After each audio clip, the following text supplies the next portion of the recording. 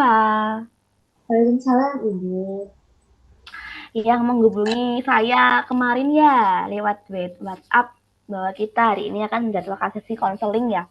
Iya, iya betul. Oke, sebelum kita mulai lagi nih Mbak, Mbak Diva boleh memperkenalkan diri lagi supaya konseling kita nanti berjalan dengan lancar. Perkenalkan Ibu, nama saya Diva Ariatin, bisa dipanggil Diva. Nah, oke, karena Mbak Diva sudah memperkenalkan diri, giliran saya untuk memperkenalkan diri supaya nanti kita mengalir ya Mbak. Perkenalkan, nama saya Clarista, di sini saya sebagai konselor sebayanya Mbak Diva. Di mana nanti Mbak Diva bebas menceritakan masalahnya Mbak Diva tanpa perlu takut, tanpa perlu ragu bahwa masalah Mbak Diva akan terbongkar begitu ya. Baik Ibu. Uh, Oke Mbak Diva, sebelum Mbak Diva mau sesi konseling bersama saya nih, ada kegiatan apa ngomong-ngomong? Sebelum ini saya melakukan ini sih Bu, kuliah daring, mana tadi juga suruh online, jadi ya saya sudah siap dengan pakaian seperti ini. Oke, saya mengapresiasi Mbak Diva ya bahwa pagi-pagi udah berpakaian rapi, udah cantik dan cantik begitu ya. Berarti sudah siap untuk melakukan sesi konseling berarti ya. Sudah siap Ibu. Oke Mbak, baik, sebelum kita lanjutkan lagi ya, Ibu ingin menjelaskan beberapa hal yang Mbak Diva harus perhatikan. Yang pertama di sini nanti sesi konseling kita akan berjalan selama 30 menit. Selama 30 menit ke depan nanti kita bercerita dengan bebas tanpa perlu rasa takut dan ragu ya Mbak. Dan nanti Mbak Diva juga tidak perlu khawatir karena di sini kita menunjuk asas semi kerahasiaan yang mana Mbak Diva jangan berpikiran bahwa masalah Mbak Diva akan terbongkar keluar atau mungkin akan bocor karena Mbak Diva tidak perlu ragu. Di sini kita akan menjaga privasinya Mbak Diva dengan sangat baik begitu ya. Oke Baik, Mbak, sebelum kita mulai nih, apakah Mbak Diva ingin ke kamar mandi atau Mbak Diva ingin ada hal apa yang mungkin nanti bisa. Insya Allah sudah tidak Ibu, karena saya juga tadi sudah persiapan untuk melakukan sesi konseling ini agar bisa berjalan dengan lancar tanpa kendala kamar mandi atau hal yang Oke Mbak, sudah siap ya Mbak? baik. Ngomong-ngomong nih, sebelum kita mulai lagi nih, apakah ada pengharapan tersendiri buat Mbak Rifa setelah kita melakukan sesi konseling? Dari saya sih harapannya tentunya untuk setelah konseling ini saya bisa lebih berpikir positif, tidak terlalu takut dengan pikiran saya yang menurut saya itu cukup mengganggu, yang menyebabkan saya itu seringkali overthinking dan kayak memikirkan rasanya itu saya apa ya overthinking itu secara berlebihan seperti itu. Oke Mbak Rifa, kalau sudah siap, giliran saya nih mempersilahkan Mbak Diva untuk menceritakan masalahnya. Tapi sebelum itu, apakah saya diizinkan untuk mencatat Mbak? Ya boleh. Baik Mbak. Baik, kita mulai saja. Mbak, silakan diceritakan permasalahannya Mbak Diva. Mungkin yang akhir-akhir ini menjadi beban untuk Mbak Diva, atau mungkin yang akhir-akhir ini mengganggu pikirannya Mbak Diva. Baik, silakan Mbak.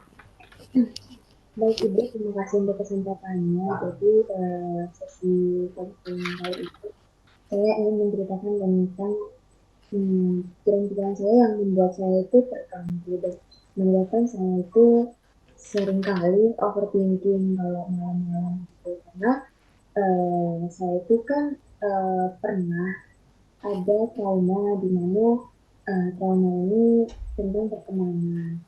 Nah, di situ dari trauma pertemanan itu membuat saya semakin kesini tuh kayak semakin takut gitu loh Bu, tentang tentang saya yang berbeda atau hal-hal yang saya itu nggak biasanya berdekat mereka. Terus ketika saya mendapatkan perlakuan seperti itu tuh kayak saya menganggap bahwa ini mereka itu benci sama saya, terus kayak mereka nggak suka sama saya kayak gitu. Nah, di sini kan menurut saya di pertemanan perkuliahan sama di pertemanan di saya masih sekolah itu kan tentunya beda ya. Kalau di sekolah kan bisa dikatakan kita itu intens banget kayak setiap hari ketemu, setiap jam pelajaran itu ya tentu bareng yang situasinya ya sama kayak mulai pagi sampai sore, mulai pagi sampai sore. Di situ kan kayak membuat pertemanan itu kalau udah deket ya yang pastinya deket banget. Terus kalau di perkuliahan itu menurut saya ya bebas gitu kan jamnya juga nggak oke, emang jamnya ada jam-jam kuliah yang tertentu tapi kayak menurut saya nggak full seperti di sekolah dan menurut saya kalau di perkuliahan itu kayak lebih easy going aja kayak eh, mau berteman sama siapa aja, mau duduk di mana aja ya terserah gitu. Nah, tapi di sini saya tuh selalu memikirkan bahwasanya kalau ada teman saya yang beda ke saya itu, saya itu kayak apa dia nggak suka ke saya ya, apa saya ini ada salah ke dia ya, ya saya selalu berpikiran di situ gitu dan membuat saya tuh kayak seringkali meminta maaf ke teman-teman saya kayak maafin ya dikit-dikit kayak maafin ya kalau mungkin saya ngomongin ini tapi kayaknya ke kamu maafin bla bla bla kayak saya tuh seringkali meminta maaf kepada teman-teman saya ya kayak di situ saya mengantisipasi kejadian di SMP ini terulang lagi. Akan tetapi tidak hanya di situ, saya kan juga ikut organisasi di mana yang itu kayak ya lingkupnya itu ya banyak bukan hanya cewek aja kayak ada cewek cowok beberapa angkatan nggak hanya di angkatan saya. Nah itu ketika saya tanya ke mungkin ke kating ataupun ke adik tingkat yang menurut saya responnya itu kayak aduh sedikit cuek itu kayak saya takut gitu loh apa dengan saya tanya seperti ini tadi membuat mereka itu terganggu ya apa kayak saya itu tadinya salah ya kayak saya selalu berpikiran di situ gitu kayak saya menyalahkan diri saya kayak berat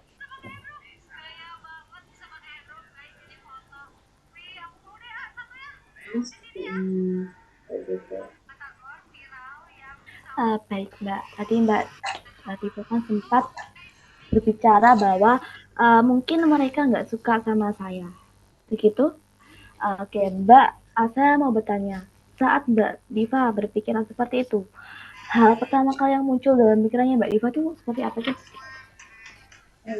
Tentunya yang muncul pertama kali ya itu dia alasan kenapa kayak kenapa ya mereka nggak suka ke saya kak saya selalu bertanya-tanya alasan mereka eh, cara ngomongnya berbeda ke saya itu kok biasanya kan nggak seperti ini kok sekarang seperti ini ya dia ngomongnya terus jawabnya ke saya kok gitu. Oke, Mbak Diva juga sempat mengatakan bahwa semasa SMK Mbak Diva ini punya trauma pertemanan bahwa yang mana Mbak Diva ini waktu SMK tuh pertemanannya seperti kayak misalnya bersirkel kemana-mana bersama circle-nya begitu. Semenjak berkuliah Mbak Diva sempat mengatakan bahwa sudah bebas, sudah kesana kemari pun dengan siapa saja pun tetap mungkin oke begitu ya. Oke, Mbak, saya mau tanya, pada saat Mbak Diva berpikiran bahwa teman Mbak Diva yang Mbak Diva ceritakan di awal tadi bahwa kok ngomongnya begini sih sama saya, hal yang pertama terlintas di pikiran Mbak Diva itu seperti apa? Tentunya berpikir kalau mereka itu udah nggak suka ke saya, ada hal yang salah dari saya dalam mungkin dalam perlakuan saya ke dia, makanya dia respon saya kayak gitu. Seperti itu sih, Ibu. Karena saya kan juga apa ya, mungkin saja saya nggak menyadari apa yang saya lakukan yang membuat hati mereka terluka atau membuat mereka itu nggak nyaman dengan saya. Eh, seberapa cepat Mbak pikiran seperti itu kayak yang Mbak Diva jelaskan tadi, mereka gak suka sama saya itu terlintas di pikiran Mbak Diva, seberapa cepat? Mungkin bisa dikatakan sangat cepat ya Ibu karena ketika mereka itu respon kayak saya bercerita ataupun saya bertanya dengan respon yang mungkin menurut saya nggak seperti biasanya itu saya mengasumsikan bahwasanya eh, mereka nggak suka ya ke saya kalau saya ngomong gini. Jadi di situ kayak saya membatalkan untuk kayak bercerita lanjut, kayak bertanya dengan lanjut, kayak saya ya udah kayak dari situ udah saya udah mereka nggak nyaman sama saya udah harus diem nggak usah yang banyakan omong kayak gitu. Oke, Mbak Diva sempat menyinggung asumsi-asumsi. Saya mau tanya, uh, biasanya Mbak Diva ini mengasumsikan orang yang nggak suka sama Mbak Diva itu seperti apa? Ya, mengasumsikan itu ya eh, dari kesalahan saya sih ibu karena saya nggak ya pernah sesekali saya itu oh mungkin dia lagi marah ya apa oh dia mungkin lagi hide kayak gitu kan biasanya kalau cewek itu ada nggak moodnya oh, mungkin dia ini lagi nggak baik-baik aja terus makanya kalau saya cerita itu responnya kayak gitu saya juga sering memikirkan hal seperti itu tapi kayak itu tuh kayak habis saya memikirkan hal yang seperti itu tapi saya enggak paling kayak dia itu ini nggak suka emang sama saya ada yang salah sama saya mungkin ada yang mereka nggak suka dari perbuatan saya tapi nggak mereka nggak bilang makanya dia responnya seperti itu ke saya kayak gitu. Oke Mbak, yang dirasakan Mbak Diva, perasaan Mbak Diva saat itu seperti apa? Tentunya sedih ya ibu karena menurut saya tuh anaknya nggak bisa yang kalau nggak sama temen gitu loh sebenarnya bukan berarti nggak bisa kalau nggak sama temen bukan yang kok harus apa-apa sama temen saya juga bisa apa-apa sendiri tapi kalau saya sudah terbiasa sama mereka terus mereka beberapa dari mereka itu berbeda dengan saya kemudian saya merasa sedih kok saya begini ya apa ya yang salah dari saya kok mereka nggak ngomong ya saya ini bisa memperbaiki diri gitu ya. Oke Mbak, saya bisa memahami perasaannya Mbak Diva ya. Uh, Tindakan Mbak Diva yang lakukan, mungkin tindakan apa yang Mbak Diva lakukan saat di hadapan situasi seperti itu? Mbak Diva akan Eh, seperti apa? dari saya sendiri ya ini sih Bu, kalau saya mungkin respon dari mereka atau tindakan-tindakan mereka yang menurut saya itu kayak menghindar, bukan menghindar, kayak lebih terlihat tidak seperti biasanya kayak cuek ataupun hal lain yang nggak kayak biasanya. Mungkin di situ saya juga membatasi dengan mereka dengan teman-teman yang eh, apa ya kayak terlihat seperti itu ke saya jadi saya nggak terlalu seperti itu lagi jadi saya kayak membatasi diri jangan nih kayak yang sama mereka terus nanti mereka risih kalau ada aku di sana kalau mereka nggak nyaman kalau aku ikut meeting sama mereka kayak gitu jadi kayak saya lebih baik menghindar yang meskipun itu menurut saya kurang efektif ya karena saya nggak bilang tapi sempat saya tanya Kak, kenapa sih kamu kok seperti ini ke saya nggak apa-apa Kak mereka itu selalu ngomong nggak apa-apa padahal eh, menurut saya cukup terlihat dari ekspresi dan mereka laut mereka yang berbeda ke saya itu ya sebenarnya ada apa-apa tapi mungkin mereka nggak bilang buat ketenangan biar nggak ada masalah kayak gitu. Oke Mbak, tadi Mbak Diva sempat menceritakan bahwa kayak Mbak Diva merasa tidak disukai. Apakah Mbak Diva ini pernah berpikiran bahwa saya harus disukai semua orang?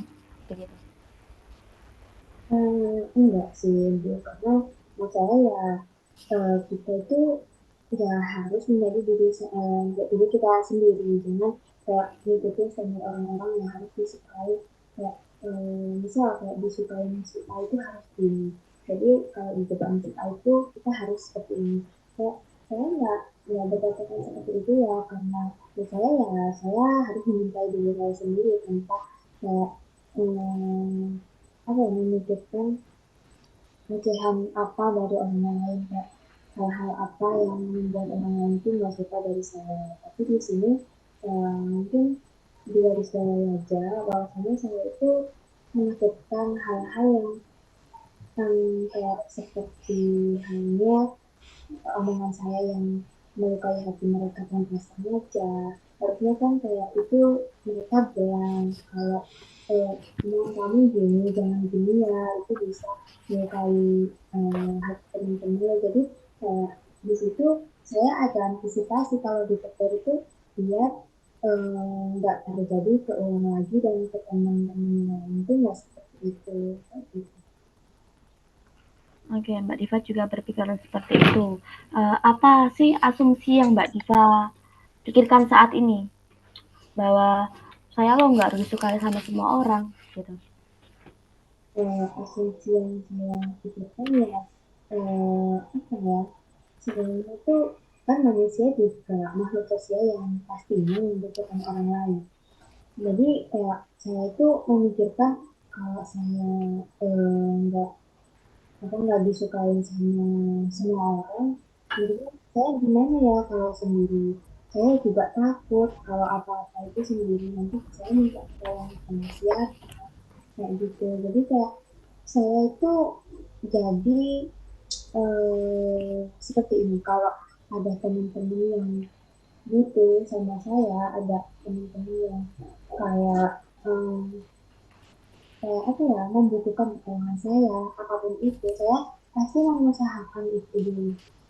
Karena saya tahu bahwasanya saya itu nanti juga pastinya butuh sama mereka dan saya nggak mau posisi begitu saya kayak dicampakkan karena saya ketika teman-teman saya itu saya nggak ada gitu.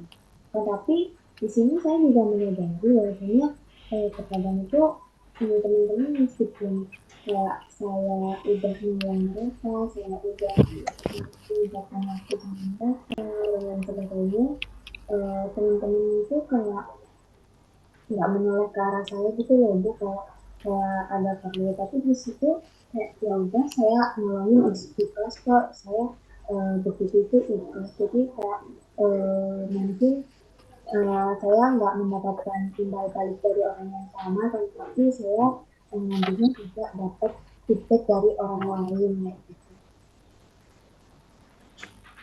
Oke, Mbak Diva, saya mau tanya, kalau Mbak Diva terus merasa nggak disukai seperti itu, apa yang Mbak Diva pikirkan tentang diri Mbak Diva? Ya ini saya menunjukkan saya ini banyak kurangnya saya ini merasa selalu bersalah tanpa saya mengetahui kesalahan-kesalahan apa yang sudah saya lakukan kayak gitu. Kayak saya harus gimana ya kalau sama dia biar dia ini gak kayak gini lagi ke saya responnya biar kayak kali kayak awal ini biar kita itu ya apa ya nggak kayak yang gini kayak gitu kayak yang canggung atau terlihat seperti ada batasan kayak gitu. Mbak, sejak kapan sih Mbak Diva ini merasa nggak berharga atau mungkin Mbak Diva bilang kalau saya selalu salah, saya selalu banyak kurangnya. Sejak kapan Mbak Diva merasa seperti itu? Sebenarnya ya sejak saya trauma dengan pertemanan saya waktu SMA itu ya Bu, situ saya kelas 12 akan tetapi waktu saya baru lulus tuh saya itu free yang lama untuk masuk kuliah di situ kak saya merasa pengen saya merasa udah enjoy nggak usah lah mikirin hal-hal itu toh nggak mesti ikut dari lagi kayak gitu kan. Nah, tapi akhir-akhir ini mungkin dengan kesibukan-kesibukan kuliah sekarang ya itu saya merasakan kalau saya gini lagi ya kok saya merasakan ini lagi ya ini bisa dikatakan mulai semester kemarin dimana saya ini merasa bersalah Kak. Saya awalnya tuh kayak di organisasi itu kayak selalu merasa bersalah dengan mungkin salah dengan kurangnya tanggung jawab saya yang memberikan di organisasi itu dalam sebuah acara kayak saya misalnya ditunjuk jadi anggota di si acara gitu atau di si dinas. Nah, tapi di situ saya nggak bisa melaksanakan tugas saya dengan baik. Terus kayak ya it's okay emang kita itu masih belajar. Tapi di sini saya merasa aduh kemarin itu saya nggak sempurna misalnya saya nggak enak dengan teman-teman kayak mungkin PI yang mengharapkan kinerja dari anggota sebagai partisipan sebagai pelaksana acara ini tuh kayak saya merasa bersalah ya mungkin emang mereka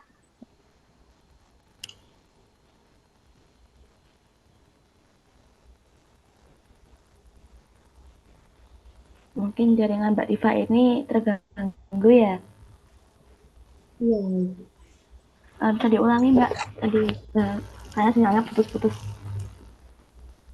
Nah, jadi saya ini sering merasa bersalah itu dari SMK kan tetapi nggak rasa trauma saya itu kan berawal dari SMK itu tadi ya kan tapi waktu libur untuk masuk kuliah kan ada jeda yang lama terus di situ saya udah merasa enjoy aja di perkuliahan nggak ada selek sama teman nggak ada yang gimana-gimana tapi akhir-akhir ini kayak saya merasakan kok teman organisasi saya berbeda ya kok teman kelas saya berbeda ya kok teman saya berbeda ya kok saya merasa berbeda gitu ya apa ini saya ada kurangnya apa saya kurang respon dia menurut saya juga merespon sudah cukup baik dengan dia tapi ya saya kurang tahu saya ini kurangnya gimana waktu dengan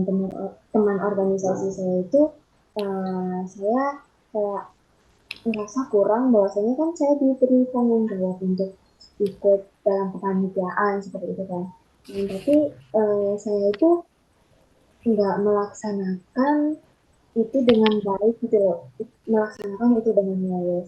Karena menurut saya ya nggak apa-apa karena itu juga masih tahap belajar. Tapi menurut saya itu nggak membuat saya puas gitu loh. Tapi saya belajar, tapi saya nggak bisa belajar dengan baik kayak teman-teman saya yang bagus kayak gitu. Jadi di sini meskipun kayak TI ataupun kating-kating ya nggak apa-apa itu udah bagus ini udah gini. Tapi di sini kadang saya dari tanggapan-tanggapan mereka saat eval ataupun apa itu kayak oh ya udah Merasa saya kurang puas.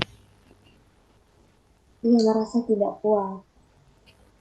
Oke, Mbak, tadi saya sempat notice bahwa respon berpikirnya Mbak Diva itu kayak berpikiran meskipun diapresiasi sama cutting, meskipun dibilang sama cutting kalau udah bagus kok, udah cukup, tapi Mbak Diva ini merasa kurang puas dan Mbak Diva itu merasa kayak aku ini lah berbeda, aku ini selalu salah, aku tuh banyak kurangnya.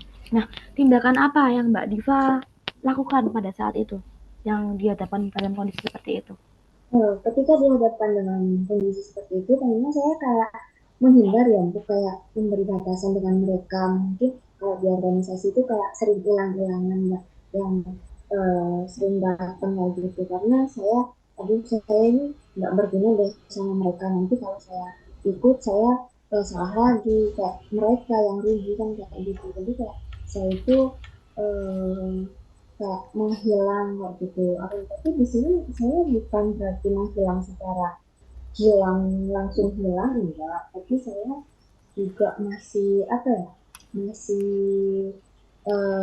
untuk bisa kembali lagi. Tapi di sini saya ketika kembali lagi itu di posisi yang mana saya itu merasa saya udah better, saya udah lebih baik dengan pikiran saya. Jadi oh ya kayak pikiran itu nggak sepatutnya saya pikirkan terus menerus. Jadi saya harus kembali lagi untuk ya pastinya untuk berkembang lebih baik untuk apa ya belajar lagi di situ. Dan Baik Mbak Diva, apakah bahwa Mbak Diva ini saat tidak diterima itu ada berpikiran seperti saya perlu nih mengubah diri agar lebih baik begitu. Gimana itu? Baik tadi kan Mbak Diva sempat mengatakan bahwa mungkin meskipun saya diapresiasi, saya merasa tidak puas dengan kinerja saya. Nah, apakah kalau Mbak Diva juga sempat mengatakan bahwa orang-orang itu responnya itu cuek, terus kurang enak saat aku ajak berkomunikasi, begitu ya? Nah, Iya. apakah saat di hadapan kondisi tidak diterima oleh lingkungan Mbak Diva ini sempat berpikiran bahwa saya harus mengubah diri, gitu? Eh, pastinya ada ya Bu, kayak saya itu harus lebih baik. Makanya dengan saya menghilang mungkin kayak beberapa saat saya menenangkan diri saya untuk kayak, ya udah kamu nggak usah kesana dulu biar pikiran kamu ini tenang, kayak kamu bisa berpikir positif dulu baru nanti ketika udah lebih baik kembali lagi dengan versi kamu itu bisa berkembang dan bisa belajar lagi gitu, bisa kayak ya pastinya kamu bisa kayak teman-teman yang lancar untuk menjalankan tanggung jawab kayak gitu. Oke, Mbak Diva, apakah Mbak Diva ini pernah berpikiran begitu apa saat-saat tertentu bahwa Mbak Diva berpikiran aku tuh selalu gagal jadi teman yang baik, aku tuh nggak disukain sama orang karena aku tuh nggak baik jadi seorang teman. Mungkin apakah Mbak Diva pernah berpikiran seperti itu? Kadangkala saya juga memikirkan hal yang seperti itu, tapi balik lagi ya Bu, karena menurut saya ya ini porsi saya di sini, jadi kayak saya nggak menuntut semua teman harus menerima saya juga nggak harus kok mereka selalu baik ke saya, mereka selalu respon ke saya dengan apa yang saya inginkan, respon mereka yang saya inginkan. Tapi kayak saya itu sering kali merasa sedih kalau apa ya mereka itu gitu ke saya kan tapi ke teman lain itu nggak seperti itu. Baik, Mbak Diva sudah melakukan sesi konseling bersama saya ya. Dan mungkin yang perlu saya tanyakan lagi, mungkin yang akan saya kali, tindakan apa yang Mbak Diva lakukan pada saat itu? Tindakan gimana? Tadi Mbak Diva sempat menceritakan bahwa Mbak Diva ini respon yang Mbak Diva hadapi itu seperti menghindar begitu. Terus Mbak Diva juga mengatakan bahwa mungkin saya banyak kurangnya. Terus Mbak Diva ini menghindar kan begitu. Tindakan yang Mbak Diva lakukan selain itu apa? Hmm, tindakan saya selain itu ya pastinya saya kayak apa ya mencoba berpikir positif dan kayak menepiskan rasa-rasa kayak enggak deh mungkin mereka emang begitu ke saya itu karena mereka lagi capek, enggak deh mungkin mereka seperti itu karena mereka ya lagi banyak masalah, enggak kayak gitu setiap hari kan gitu.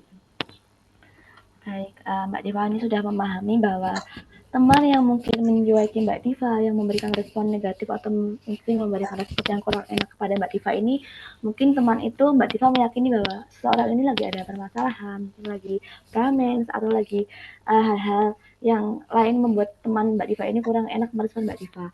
Mbak Diva sudah bagus untuk berpikiran bahwa tidak semua orang harus suka kepada Mbak Diva dan tidak semua orang harus mungkin merespon pada saat itu respon yang baik begitu ya. Baik, Mbak Diva, yang ingin saya tanyakan kembali, uh, apakah saat ini Mbak Diva masih punya trauma di teman di perkuliahannya Mbak Diva?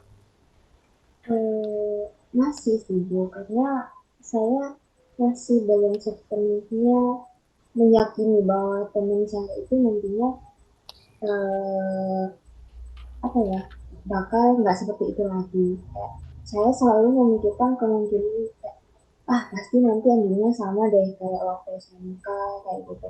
Ya, jadi di sini saya itu seringkali merasa takut untuk berteman secara dekat banget. Jadi kayak di sini saya ya udah enjoy aja dengan teman yang banyak ya di sini kalau temen yang banyak itu biasanya kan kalau kalau apa-apa itu apa ya, nggak ada satu tujuan gitu kan, menurut saya ya, karena saya itu udah dari ya udah dari zaman sekolah itu pasti ada teman satu yang deket banget. Jadi kalau di SMP sekarang waktu kuliah untuk mendapatkan teman satu yang menurut saya apa bisa untuk berbagi dalam semua hal itu kayak udah dari ini nggak masalah. Jadi kayak ini udah masaku sendiri, ini udah masaku, udah nggak harus mikirin soal teman. Baik, Mbak, dari hal yang kita diskusikan, dari hal semua yang kita omongkan tadi, menurut Mbak Diva, pikiran apa sih yang paling membantu Mbak Diva ini dalam menyikapi permasalahan atau hal-hal yang membuat pikiran Mbak Diva yakin gitu? Ya pikiran kalau nggak semua orang harus suka sama saya, nggak semua orang itu terlihat sifatnya seperti itu bukan berarti nggak suka ke saya. Mungkin emang itu semua dari pikiran negatif saya yang patut dihilangkan kayak gitu. Biar saya juga nggak overthinking dengan hal-hal yang apa ya, menurut saya itu um, belum tentu itu dipikirkan dengan teman-teman yang sedang berkomunikasi sama saya. Baik Mbak Diva, karena mungkin sesi konseling kita waktunya sudah berjalan mungkin untuk lebih melebihi yang kita sepakati tadi ya. Uh, saya hanya berpesan kepada Mbak Diva bahwa perubahan itu butuh waktu ya Mbak, tidak secara spontan, tidak secara instan begitu. Nah, yang ingin Mbak Diva katakan saat Mbak Diva merasa ragu bahwa saya akan berubah, tapi Mbak Diva masih merasa ragu itu seperti apa? Gimana itu? Tadi kan um, kita sudah banyak melakukan sesi tanya jawab dengan hati ke hati, apa namanya, Mbak Diva juga sempat mengatakan bahwa Mbak Diva akan melakukan perubahan-perubahan kecil begitu ya. Nah, saya berpesan bahwa perubahan-perubahan kecil ini tuh perlu waktu, Mbak. Tidak spontan, tidak instan begitu. Nah, yang ingin Mbak Diva katakan kepada diri sendiri saat Mbak Diva mulai ragu seperti apa? Ya intinya saya harus apa ya, mengubah pola pikir saya menjadi pola pikir yang lebih positif, terus nggak selalu netting dengan hal-hal yang menjadi trauma saya tadi, karena saya itu sudah selesai dan itu udah harus dicukupkan gitu. Baik, karena sisi konseling ini sudah berakhir ya Mbak.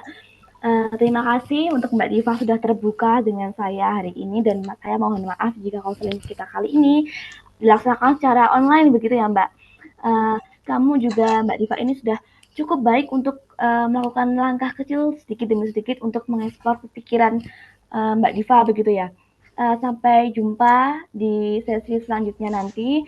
Jangan ragu untuk mencatat atau mungkin um, mencatat perubahan-perubahan kecil yang Mbak Diva lakukan begitu ya. Dan mungkin nanti kita akan bahas di pertemuan selanjutnya akan kita bahas di sana lagi. Sudah kita cukupkan Mbak Diva, apakah sudah cukup? Sudah ya, terima kasih untuk bersama saya dalam sesi konseling kali ini. Mungkin saya juga izin pamit. Terima kasih, Bu. Baik, terima kasih ya Mbak Diva. Setelah ini ada kegiatan apa nih? Habis ini saya lanjut untuk kuliah sih, Bu. Oke, semangat untuk menjalani hari ya Mbak Diva. Oke, Oke, okay. oke, kita akhiri. Assalamualaikum warahmatullahi wabarakatuh.